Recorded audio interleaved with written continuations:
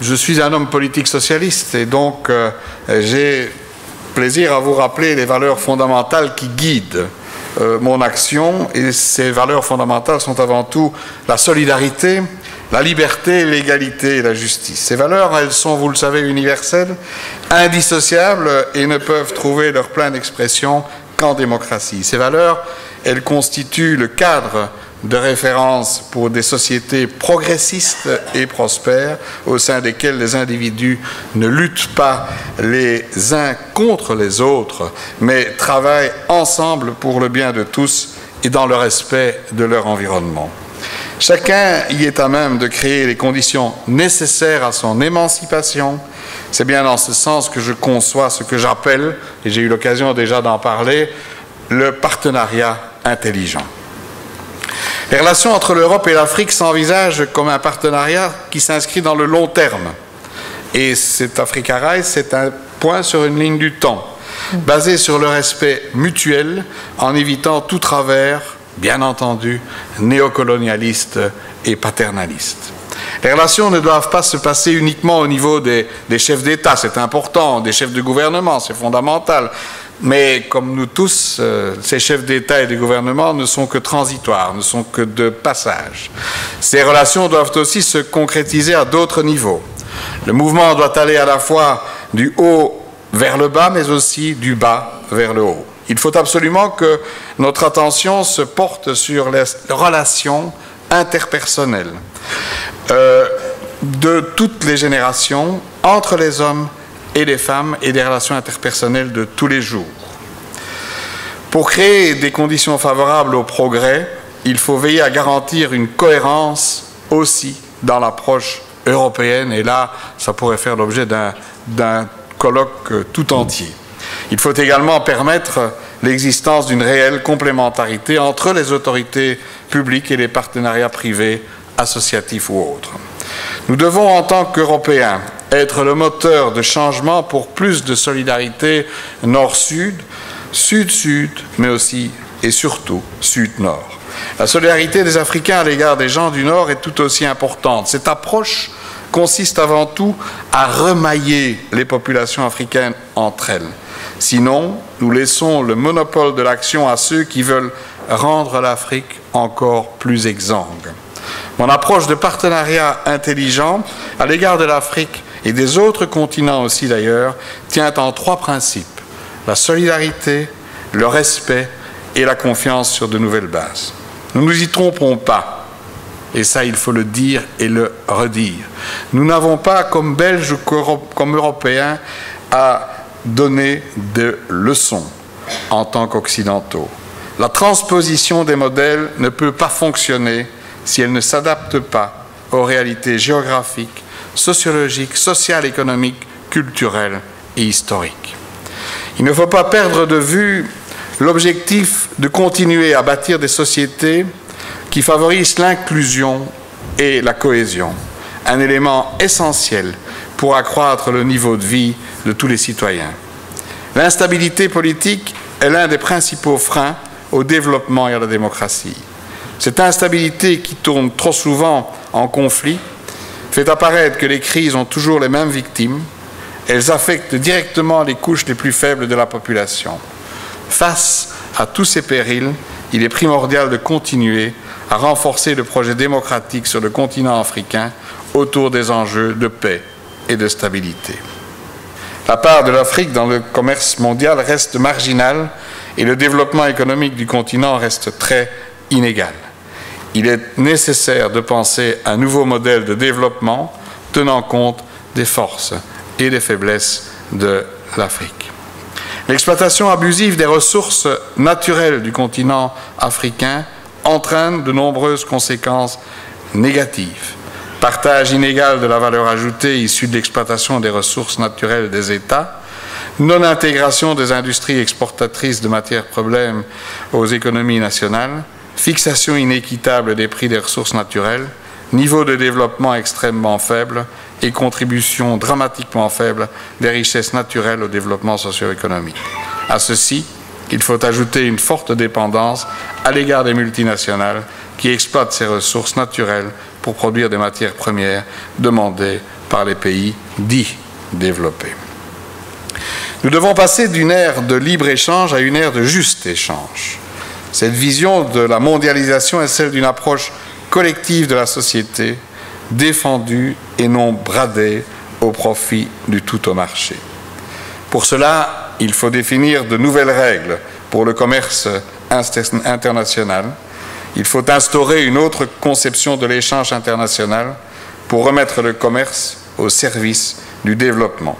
L'Union européenne doit réactiver ses liens commerciaux avec l'Afrique sur de nouvelles bases. Le co-développement doit viser à créer des accords spécifiques de coopération technique et de formation et des pôles africains équivalents aux pôles de compétitivité. À terme, le véritable co-développement tel que l'Europe devrait le proposer viserait non pas exclusivement à exploiter les ressources locales au risque de détruire ce qui reste de milieux naturels, mais à réaliser des travaux d'infrastructure, de réhabilitation et de protection qui manquent cruellement à certains d'entre eux. Le respect de la notion de durabilité environnementale est aussi une nécessité. Je conçois la solidarité comme un investissement collectif et intergénérationnel pour un avenir commun. L'amélioration des conditions de vie au-delà de la survie ne passera que par une politique de sécurité et de souveraineté alimentaire forte. Il faut progresser, protéger l'agriculture familiale, base de la subsistance de la majorité des familles, et donner à l'État les moyens d'exercer sa souveraineté dans le domaine alimentaire. Cela passera notamment par la diversification des secteurs d'activité, l'adoption de meilleures techniques de culture que la population pourra s'approprier, la lutte contre l'accaparement des terres, la lutte contre la spéculation sur le prix des matières premières sur le plan international et la constitution des stocks. L'Union européenne, en s'élargissant rapidement vers l'Est, a complètement négligé son axe nord-sud, c'est-à-dire à la fois le pourtour méditerranéen et l'Afrique subsaharienne. Avec le recul, on sait aujourd'hui que le printemps arabe a laissé place à un long hiver. De plus, à cause des niches de pauvreté, le manque de perspectives d'avenir a poussé des individus à se radicaliser. La situation est loin d'être rose, chez nous aussi d'ailleurs. Il convient de maximiser les avantages de la migration internationale tout en résolvant les problèmes qui y sont liés. Dans ce contexte, la lutte contre la traite des êtres humains constitue une priorité absolue. Le partenariat Europe-Afrique se doit d'assurer la mise en œuvre des accords internationaux qui visent à faciliter la mobilité et la libre circulation des personnes en Afrique et dans l'Union européenne, sans s'attaquer aux causes profondes des migrations et des flux de réfugiés. Nous continuerons à nous tromper de cible. L'intégration régionale est un moyen efficace aussi pour garantir la paix, la sécurité et la prospérité. La création de l'Union européenne a contribué à élever le niveau de vie des Européens. L'intégration panafricaine est également en marche au sein de l'Union africaine. Mais je constate à nouveau, sur ce plan, que l'Union européenne préfère diviser pour mieux régner. J'en prends pour exemple la sous-régionalisation des négociations des accords de partenariat économique dont je parlais il y a quelques minutes, par exemple avec l'Afrique de l'Ouest. On risque une grande déception si on ne se ressaisisse pas vite. On va rater l'opportunité de conforter l'Union européenne dans son rôle. Il faudra commencer par convaincre le nord de l'Europe, qui ne voit pas géographiquement plus loin que le Sahara où elle passe ses vacances. C'est dans cette poursuite de l'engagement que je défends l'idée d'un partenariat intelligent entre nos deux continents. J'entends par là une relation qui repose sur le respect mutuel, sur la franchise, sur la transparence. Un optimiste construit sur la base d'une solidarité organisée. J'en prends pour exemple les mutuelles de santé en République démocratique du Congo. Il ne s'agit pas de revenir à la charité, mais il s'agit d'un optimisme de solidarité. À mon sens, l'Afrique ne doit pas nécessairement copier le modèle européen. De grâce, ne copiez pas tous nos défauts et notre surréalisme. Je crois qu'il ne faut pas copier le modèle du développement occidental qui met en avant les performances économiques. En d'autres termes, le continent africain a intérêt à tenir compte de ses propres réalités et avant tout de l'humain.